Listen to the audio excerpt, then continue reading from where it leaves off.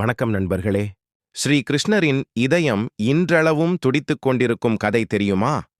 இந்தியாவில் ஒடிசா மாநிலத்தில் உள்ள பூரி ஜெகநாதர் கோவிலில் இருக்கும் மரத்தாலான கிருஷ்ணர் சிலையில் வைக்கப்பட்டிருக்கும் கிருஷ்ணரின் இதயம் இன்றளவும் துடித்துக் கொண்டிருப்பதாக நம்பப்படுகிறது. இதைப் பற்றி விரிவாக இந்த பதிவில் காண்போம்.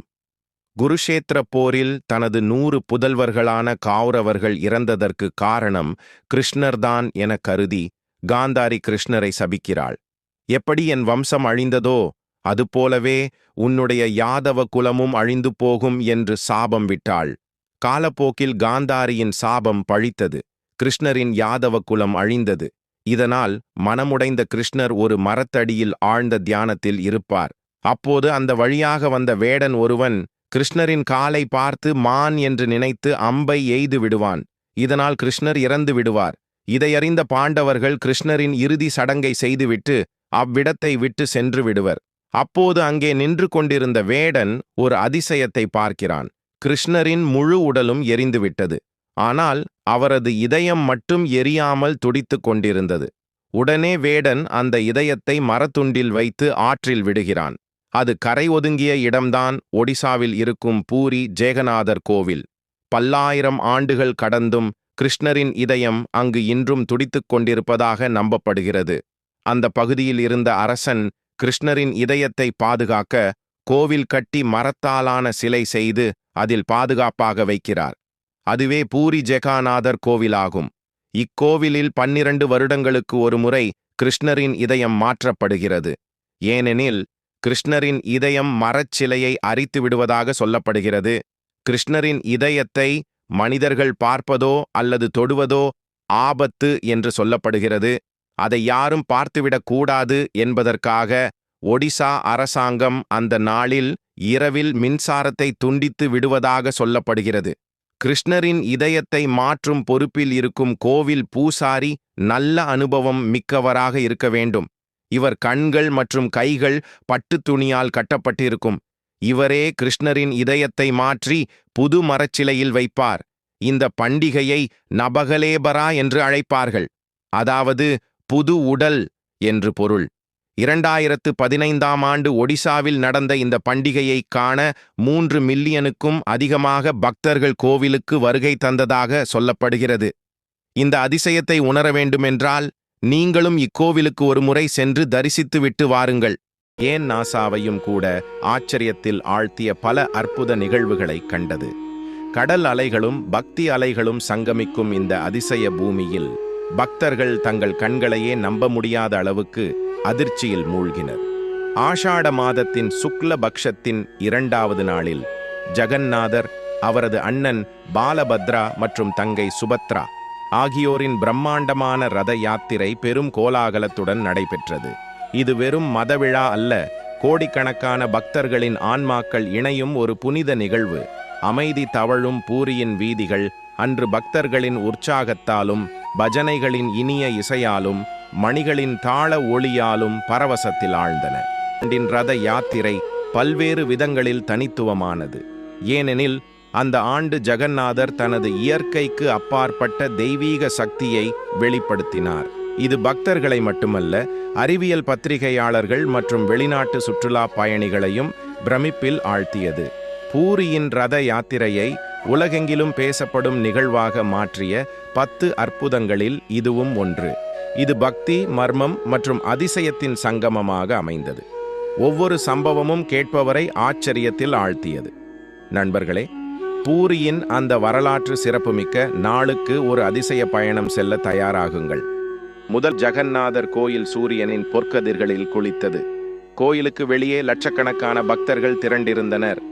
ரத யாத்திரைக்கான ஏற்பாடுகள் உச்சக்கட்டத்தை எட்டியிருந்தன.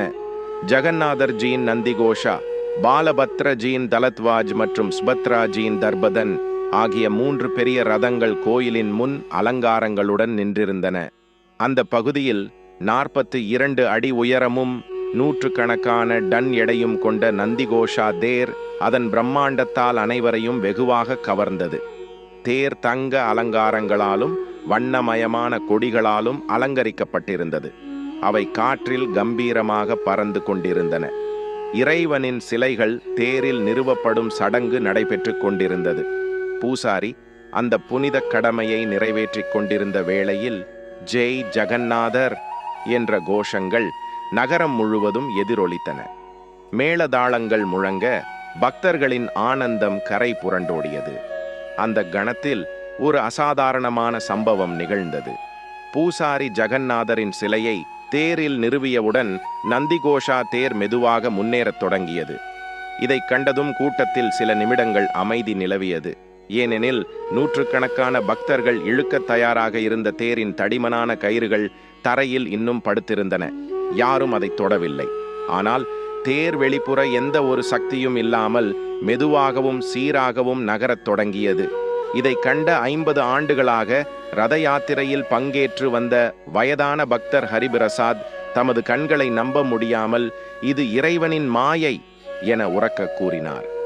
ஜகன்னாதரே தன் பக்தர்களிடம் செல்ல விரும்புகிறார் என்று அவர் உரைத்ததும் கூட்டத்தில் உற்சாக அலை எழுந்தது. மக்கள் ஹரிபோல் மற்றும் ஜெய் ஜகன்னாதர் என உற்சாகமாக கோஷமிடத் தொடங்கினர். இதனை கடவுளின் நேரடி அருளாக உணர்ந்த சில பக்தர்கள் கண்களில் கண்ணீருடன் இருகரம் கூப்பி வணங்கினர். பூரியில் உள்ள ஒரு சிறிய கிராமத்தில் வசித்து வந்த ஹரி பிரசாத் பின்னர் தனது குடும்பத்தினரிடம், என் வாழ்க்கையில் பல அற்புதங்களை கேட்டிருக்கிறேன், ஆனால் இதைப்போல ஒரு அதிசயத்தை என் கண்களால் பார்த்தது என் வாழ்வில் மிகப்பெரிய அதிர்ஷ்டம் என்று கூறினார். ஹரிபிரசாத் ஒரு சாதாரண மீனவர். அவரது வாழ்க்கை முழுவதும் பூரியின் கடற்கரையிலேயே கழிந்தது. அவரது மனைவி கீதா மற்றும் 2 மகன்கள் ரமேஷ் மற்றும் சுரேஷ் ஆகியோரும் ஒவ்வொரு ஆண்டும் ரத யாத்திரையில் அவருடன் கலந்து கொள்வது வழக்கம். இந்த வருடம் ஹரிபிரசாத்தின் உடல்நிலை சிறிது சீர்படாமல் இருந்தாலும் அவர் தனது நோயை பொருட்படுத்தாமல் இறைவனுடைய திருவிழாவில் பங்கேற்க தீர்மானித்தார். தேரின் தானாக நகரும் அதிசயத்தை நேரில் பார்த்தபோது அவரது கண்களில் கண்ணீர் வழிந்தது. தனது மகன்களிடம் அவர் உணர்ச்சி பூர்வமாக கூறினார், இறைவன் எப்போதும் நம்முடன் இருக்கிறார் என்பதுதான் அவர் இன்று காட்டிய செய்தி. என் உடல்நிலை இப்போது ஒரு பொருட்டல்ல. அந்த நாளுக்கு பிறகு ஹரிபிரசாத்தின் உடல்நிலை படிப்படியாக மேம்படத் தொடங்கியது. இந்த அதிசயம் அவரது அசைக்க முடியாத பக்தியின் விளைவாகவே நிகழ்ந்ததாக அவரது கிராம மக்கள் நம்பத் தொடங்கினர். இதைவிட முக்கியமானது, இந்த அதிசயம் இத்துடன் முடிவடையவில்லை. இன்னும் பல அதிசயங்கள் தொடங்கப் போவதாகவே அது உணர்த்தியது. அதே நேரத்தில் நாசா மற்றும் இந்திய விண்வெளி ஆராய்ச்சி நிறுவனமான இஸ்ரோவுடன் இணைந்து ரத யாத்திரையை ஆய்வு செய்ய வந்த விஞ்ஞானிகள் குழு கோயிலுக்கு அருகில் இருந்தது. இந்த குழுவுக்கு இயற்பியலில் நிபுணரான டாக்டர் ரிச்சர்ட் ஹால் தலைமை வகித்தார். ஜகன்னாதரின் தேரின் தானாக நகரும் அதிசயத்தை டாக்டர் ஹால் தமது உயர் தெளிவுத்திறன் கொண்ட கேமரா மூலம் படம் பிடித்தார். இதை பார்த்த பிறகு அவர் தன் குழுவிடம் கூறினார், இது இயற்பியல் விதிகளை நேரடியாக சவால் செய்கிறது. நூற்றுக்கணக்கான டன் எடையுள்ள இத்தகைய தேர் எந்த வெளிப்புற சக்தியும் இல்லாமல் எவ்வாறு நகர முடிகிறது? அவரது குழு தேரின் அடியில் மற்றும் அதை சுற்றியுள்ள பகுதியில் ஏதேனும் காந்தவியல் அல்லது இயந்திர காரணம் இருக்கிறதா என்று பரிசோதனை செய்தது.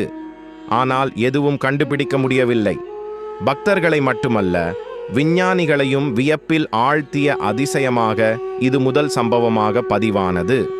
பின்னர் நடைபெற்ற செய்தியாளர் சந்திப்பில் டாக்டர் ஹால், இந்த அதிசயத்திற்கு தற்போதைக்கு எங்களிடம் எந்த அறிவியல் விளக்கமும் இல்லை, ஏதோ தெரியாத சக்தி தேரை முன்னோக்கி தள்ளுவது போல் இருக்கிறது என்று தெரிவித்தார். அவரது இந்த அறிக்கை உலகின் முக்கிய செய்தி நிறுவனங்களில் தலைப்புச் செய்தியாக பரவியது. 2வது அதிசயம், பூமழை ரத யாத்திரை இப்போது முழு வீச்சில் இருந்தது. பூரியின் பிரதான சாலையான படாதண்டாவில் 3 ரதங்களும் மெதுவாக நகர்ந்து கொண்டிருந்தன. பக்தர்கள் பஜனைகளில் மூழ்கியிருந்தனர். பக்தியின் தூய்மை காற்றில் பரவி நகரம் முழுவதும் ஆனந்த ஓசையால் நிறைந்திருந்தது. அந்த வேளையில் திடீரென மதிய வானம் மேகங்களால் மூடப்பட்டது. வானிலை ஆய்வாளர் அன்று தெளிவான வானிலையே இருக்கும் என்று முன்னறிவிப்பு செய்திருந்தார். மழை பெய்ய வாய்ப்பே இல்லை. ஆனால் இந்த மேகங்கள் சாதாரணமானவை இல்லை என்பதை அனைவரும் விரைவில் உணர்ந்தனர். தண்ணீருக்கு பதிலாக அந்த மேகங்களிலிருந்து பூக்களின் மழை பெய்யத் தொடங்கியது. அந்த பூக்கள் புதிதாக இருந்தன, அவற்றின் நறுமணம் நகரம் முழுவதும் பரவியது. பூக்கள் மெதுவாக காற்றில் மிதந்து மென்மையாக தரையில் விழுந்தன. ஒரு கண்ணுக்கு தெரியாத சக்தி அவற்றை மெதுவாக சிதறடிப்பது போல தோன்றியது. அந்த காட்சியில் பக்தர்கள் பரவசம் அடைந்தனர். சிலர் அந்த பூக்களை சேகரிக்கத் தொடங்கினர். சிலர் அவற்றை கடவுளின் பிரசாதம் என நெற்றியில் வைத்தனர். ரத யாத்திரையில் முதல் முறையாக பங்கேற்ற புவனேஸ்வரத்தைச் சேர்ந்த சௌமியா என்ற இளம் பெண் இந்த அதிசயத்திற்கு நேரடி சாட்சியாக இருந்தார். மென்பொருள் பொறியாளரான அவர் தனது வேலை மற்றும் மன அழுத்தத்தால் சோர்வடைந்த நிலையில் தனது பாட்டி கமலாதேவியின் ஆலோசனைப்படி ரத யாத்திரையில் கலந்து கொண்டிருந்தார். இந்த அதிசயத்தை பார்த்த சௌமியா கூறினார், பூக்கள் காற்றில் மிதப்பதை யாரோ மெதுவாகச் சிதறடிப்பது போல தோன்றியது. அந்த நொடியில் என் மனதில் இருந்த அனைத்து துயரங்களும் அப்படியே நீங்கிவிட்டது. நான் புதிதாக பிறந்தவளாக உணர்ந்தேன். சௌமியா அந்த அனுபவத்தின் நினைவாக ஒரு தாமரை மலரை தனது பையில் வைத்துக் கொண்டார். அதன் பிறகு தனது வாழ்க்கையில் பல நேர்மறையான மாற்றங்களை செய்தார். நாசா குழு அந்த பூக்களை சேகரித்து ஆய்வு செய்தது. அவை மிகவும் விசித்திரமானவை. அவற்றின் அமைப்பும் நறுமணமும் இயற்கை பூக்களிலிருந்து முற்றிலும் வேறுபட்டவை என்று விஞ்ஞானி டாக்டர் அனிதா மெஹரா கூறினார். அவர் மேலும் கூறினார், இந்த பூக்கள் சில அறியப்படாத இனங்களைச் சேர்ந்தவை. அவை நமக்கு தெரியாத வகைப்பட்ட வேதியியல் அமைப்பை கொண்டுள்ளன. அது மட்டுமின்றி இவற்றின் இதழ்கள் பல நாட்கள் வரை புதியதாகவே இருந்தன. இயற்கையில் இது சாத்தியமற்றது. காற்றின் அமைப்புகள், மேகங்கள் உருவாகும் விதி மற்றும் வானிலை தரவுகள் அனைத்தையும் நாசா மற்றும் இஸ்ரோ குழுவினர் ஆய்வு செய்தனர். இருந்தாலும் அவர்களுக்கு எந்த தெளிவான காரணமும் பதிலும் கிடைக்கவில்லை. இந்த பூக்கள் வேறு எங்கோ இருந்து வந்திருக்கக்கூடும் என்றுதான் தோன்றியது. இந்த அதிசயம் பக்தர்களை மட்டுமல்ல, விஞ்ஞானிகளையும் ஆச்சரியத்தில் ஆழ்த்தியது. சிலர் இதனை தெய்வீக தலையீடு என்றும் சிலர் இயற்கையின் மர்மம் என்றும் விவரித்தனர்.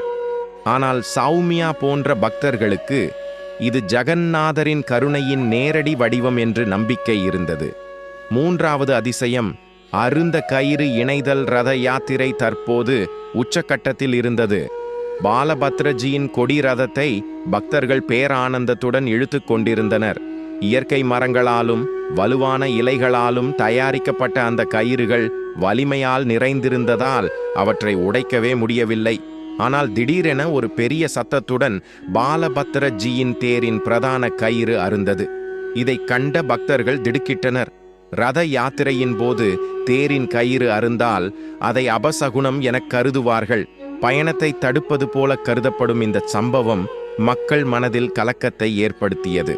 பூசாரியும் பக்தர்களும் உடனே முழு மனதுடன் பிரார்த்தனை செய்யத் தொடங்கினர். அந்த நிமிடங்களில் அனைவரும் நிசப்தமாக இறைவனின் அருளுக்காக காத்திருந்தார்கள். சில நொடிகளில் ஒரு அதிசயம் நிகழ்ந்தது. உடைந்த கயிற்றின் இரு முனைகளும் யாருக்கும் தெரியாத ஒரு சக்தி பிடித்து கொண்டது போல காற்றில் மெதுவாக உயர்ந்தன. சில வினாடிகளில் அந்த இரு முனைகளும் ஒளிரும் பிரகாசத்துடன் ஒன்றிணைந்தன. இந்த காட்சியை நேரில் பார்த்த மக்கள் வியப்பால் கூச்சலிட்டு சிலர் கண்ணீருடன் இறைவனுக்கு நன்றி கூறினர். இந்த அதிசய நிகழ்வை செய்தியாக வெளியிட்ட உள்ளூர் பத்திரிகையாளர் விக்ரம் சாகு, இது மந்திரமல்ல, இது இறைவனின் மாயை என்று எழுதியிருந்தார். அவர் மேலும் குறிப்பிட்டார், தன்னுடைய பயணத்தை யாராலும் தடுக்க முடியாது என்பதை தனது பக்தர்களுக்கு காட்ட விரும்பியது பாலபத்திரரின் தெய்வீக சக்தி. விக்ரம் சாகு ஒரு உள்ளூர் பத்திரிகையாளர். கடந்த சில நாட்களாக பூரியில் நடைபெறும் ரத யாத்திரையை தொடர்ந்து செய்தியாக வெளியிட்டு வந்தவர். அவர் ஒரு தர்க்க ரீதியான நபர். அற்புதங்களில் பெரிதாக நம்பிக்கை வைத்தவர் அல்ல. ஆனால் இந்த நிகழ்வு அவரது மனநிலையை மாற்றியது. தனது நாட்குறிப்பில் அவர் எழுதியிருந்தார், கயிறு உடைந்து மீண்டும் இணைவதை என் கண்களால் பார்த்தேன். அது மனித சக்தி அல்ல, என்னால் விளக்க முடியாத ஒரு சக்தி, அது வேறு ஒன்றேதான். இந்த அனுபவத்திற்கு பின்னர் விக்ரம் ஜகந்நாதர் கியா என்ற தலைப்பில் ஒரு புத்தகத்தை எழுதினார். அதில் இந்த அதிசயங்களை பற்றியும் தன் உள்ளார்ந்த சிந்தனையில் ஏற்பட்ட மாற்றத்தையும் விரிவாக பகிர்ந்துள்ளார். நாசா குழுவும் உடைந்து மீண்டும் இணைந்த கயிற்றை ஆய்வு செய்தது. அவர்களுக்கு எந்த அறிவியல் விளக்கமும் கிடைக்கவில்லை. அந்த இணைப்பு பகுதியில் முடிச்சோ கையால் கட்டப்பட்ட இடமோ எதுவும் இல்லை. அது முழுமையாக ஒரே தொடர்ச்சியான கயிறாகவே இருந்தது. விஞ்ஞானி ரிச்சர்ட் ஹால் கூறினார், இந்த கயிறு ஒருபோதும் உடைந்ததே இல்லை என தோன்றுகிறது. இது அறிவியல் ரீதியாக சாத்தியமற்ற ஒன்று. இந்த அதிசயம் எங்கள் முன் ஒரு புதிய மர்மத்தை எழுப்புகிறது. 4வது அதிசயம். குழந்தை கோவிந்தனால் தேர் நகர்தல். ஜகந்நாதர் ஜியின் நந்திகோஷ தேர் இப்போது குண்டிச்சா கோயிலை நோக்கி மெதுவாக நகர்ந்து கொண்டிருந்தது. லட்சக்கணக்கான பக்தர்கள் உற்சாகத்துடன் கயிற்றை இழுத்துக் கொண்டிருந்தனர். ஆனால் திடீரென தேர் வழியின் நடுப்பகுதியில் நின்றுவிட்டது. முழு பலத்துடன் கயிற்றை இழுத்துக் கொண்டிருந்த நூற்றுக்கணக்கான பக்தர்கள் திகைத்து போனார்கள். தேர் ஓர் அங்குலம் கூட நகரவில்லை. என்னவென்று யாருக்கும் புரியவில்லை. பூசாரி உடனடியாக பிரார்த்தனை செய்யத் தொடங்கினார். கூட்டத்தில் ஒரு விசித்திரமான அமைதி நிலவியது. சிலர் பகவான் ஜகந்நாதர் ஏதோ கோபமாக இருக்கலாம் என எண்ணத் தொடங்கினர். வயதான பக்தர்கள், இது அவருடைய சொந்த விருப்பப்படி நடக்கிறது. கடவுள் தேரை எப்போது நகரச் சொல்கிறாரோ அப்போதுதான் அது நகரும் என்று கூறினார்கள். பூசாரி விடாமல் கடவுளிடம் தீவிரமாக பிரார்த்தனை செய்தார். அந்த நேரத்தில் மக்கள் பஜனைகளில் முழுமையாக மூழ்கியிருந்தனர். அந்த அசாதாரண அமைதிக்குள் திடீரென கோவிந்த் என்ற ஒரு சிறு பையன் கூட்டத்திலிருந்து தேரின் அருகே வந்தான். அவனுக்கு வயது 6 அல்லது 7. அவனுடைய தாய் ராதா ஒவ்வொரு ஆண்டும் ரத யாத்திரையில் சேவை செய்து வந்தவர். ராதா ஒரு அனாதை. பூரியின் ஒரு சிறிய கிராமத்தில் தனது மகனுடன் வசித்து வந்தார். இந்த ஆண்டு தனது மகன் கோவிந்துடன் ரத யாத்திரையில் கலந்து கொண்டிருந்தார். கோவிந்த் தனது சிறிய அப்பாவியான கைகளால் தேரை தொட்டு சிரிப்புடன் சொன்னான், ஜகந்நாதர்ஜி, என் அம்மாவை எப்போதும் மகிழ்ச்சியாக வைத்திருங்கள். அவன் வார்த்தைகள் காற்றில் ஒலித்ததோட தேர் மெதுவாக நகரத் தொடங்கியது. இதைக் கண்ட மக்கள் மிகுந்த ஆச்சரியத்துடன் ஒரே சுரத்தில் ஜெய் ஜகந்நாதர், ஜெய் கோவிந்த் என்று கோஷமிடத் தொடங்கினர். பக்தர்கள் நம்பினர். குழந்தையின் அப்பாவித்தனமும் தூய மனமும் இறைவனின் இதயத்தை நெகிழ வைத்தது. அருகில் நின்ற ராதா கண்களில் கண்ணீருடன் பெருமையுடன் கூறினார், என் மகன், அவன் உண்மையான பக்தர். பூரியில் உள்ள ஒரு சிறிய கிராமத்தில் வசித்து வந்த ராதா ஒரு சாதாரண பெண். ஒவ்வொரு ஆண்டும் ரத யாத்திரையின் போது பக்தர்களுக்கு தண்ணீர் மற்றும் பிரசாதம் விநியோகிப்பதை தன்னுடைய கடமையாக கொண்டிருந்தார். இந்த வருடம் ராதா நிதி நெருக்கடியில் சிக்கி யாத்திரையில் பங்கேற்பதற்கே தயக்கம் கொண்டிருந்தார். இருப்பினும் தனது மகன் கோவிந்துடன் சேர்ந்து அவர் பூரிக்கு வந்தார். தேரின் அதிசயமான நகர்விற்கு பிறகு உள்ளூர் தொழிலதிபர் ஒருவர் ராதாவின் சேவையை பாராட்டி அவருக்கு ஒரு வேலைவாய்ப்பு வழங்கினார். என் மகனின் பிரார்த்தனை தேரை மட்டுமல்ல, என் வாழ்க்கையையும் நகர்த்தியது. இது என்னுடைய புதிய தொடக்கம் என உணர்ச்சியுடன் கூறினார் ராதா. நாசா குழு இந்த நிகழ்வுக்கு கவனிக்கப்பட்ட சக்தி என்ற பெயரிட்டனர். தேரின் கீழ் மற்றும் சுற்றியுள்ள பகுதிகள் ஆராயப்பட்டன. ஆனால் எந்த இயற்கை காரணமும் கண்டுபிடிக்கப்படவில்லை. விஞ்ஞானி அனிதா மெஹ்ரா கூறினார், பக்தர்களின் கூட்டு உற்சாகம் ஒரு வகையான அறியப்படாத சக்தியை உருவாக்க வாய்ப்புண்டு, ஆனால் அதை நம்மால் அளவிட முடியவில்லை. பக்தர்களுக்காக இந்த அதிசயம் பகவான் ஜகந்நாதரின் அருளின் நேரடி அடையாளமாகவே இருந்தது. 5வது அதிசயம். வானில் கடவுளின் உருவம். ரத யாத்திரை தற்போது அதன் இறுதி கட்டத்தை நோக்கி நகர்ந்து கொண்டிருந்தது. சூரியன் மறையும் வேளையில் வானம் தங்கமும் ஆரஞ்சும் கலந்த அழகான நிறங்களால் படர்ந்திருந்தது. அப்போது திடீரென மேகங்களுக்கு இடையில் ஒரு பெரிய உருவம் தென்பட்டது. அந்த உருவம் பகவான் ஜகந்நாதரின் சிலையைப் போல இருந்தது. அவரது பெரிய கண்கள், புன்னகை மற்றும் ஒளி தெளிவாக தெரிந்தது. அந்த காட்சி நெருக்கமாகவும் தெளிவாகவும் இருந்தது. ஆயிரக்கணக்கான பக்தர்கள் அந்த உருவத்தைக் கண்டு கண்ணீருடன் நின்றனர். ஆஸ்திரேலியாவிலிருந்து வந்த சுற்றுலா பயணி லூசி வில்சன் ஒரு புகைப்படக் கலைஞர். எனக்கு எந்த மதத்திலும் நம்பிக்கை இல்லை, ஆனால் இந்த காட்சி என் வாழ்க்கையின் மிகப்பெரிய ஆச்சரியம். அதை என் கேமராவில் பிடித்தேன், அதில் அது இன்னும் தெளிவாக தெரிகிறது என்று கூறினார். லூசியின் படங்கள் சமூக ஊடகங்களில் வைரலானது. உலகம் முழுவதிலிருந்தும் மக்கள் இந்த அதிசயத்தை பற்றி விவாதிக்கத் தொடங்கினர். லூசி இந்தியாவின் கலாச்சாரத்தை படம் எடுக்க வந்திருந்தார். ரத யாத்திரையை ஒரு கலாச்சார நிகழ்வாகவே வந்தேன், ஆனால் இதன் பின்னணியில் உள்ள தெய்வீக சக்தி என் சிந்தனையையே மாற்றிவிட்டது என்றார். நான் உலகம் முழுவதும் பல படங்களை எடுத்திருக்கிறேன், ஆனால் என்னால் விளக்க முடியாத ஒன்றை நான் பார்த்தது இதுவே முதல் முறை என்று உருக்கமாக கூறினார். பின்னர் லூசி அந்த தொகுப்புகளை ஒரு புகைப்பட கண்காட்சியில் இடம்பெறச் செய்தார். ஆயிரக்கணக்கான மக்களை அந்த படம் ஈர்த்தது. நாசா குழு அந்த மேக உருவத்தை ஒளியியல் மாயை என விளக்க முயன்றது. ஆனால் அவர்கள் படங்கள் மற்றும் வீடியோக்களை ஆய்வு செய்தபோது படங்களில் எந்த மங்கலும் இல்லை. ஒவ்வொரு கோணத்திலும் ஒவ்வொரு சாதனத்திலும் ஒரே மாதிரியாகவே அந்த உருவம் தென்படுகிறது என்று கூறினர். இது ஒரு சாதாரண நிகழ்வு அல்ல என்று டாக்டர் ரிச்சர்ட் ஹால் வியப்புடன் கூறினார். ஏதோ ஒரு சக்தி அந்த உருவத்தை நமக்கு தெளிவுபடுத்த விரும்புகிறது. நிச்சயமாக இது அறிவியலை விட மேல் என்றார். 6வது அதிசயம், புற்றுநோய் குணமடைதல். அதே நேரத்தில் கடுமையான புற்றுநோயால் பாதிக்கப்பட்டிருந்த கமலாவதி என்பவர், என் கடைசி மூச்சு வரை ஜகந்நாதருக்கு சேவை செய்வேன் என உறுதியுடன் ரத யாத்திரையில் கலந்து கொண்டார்.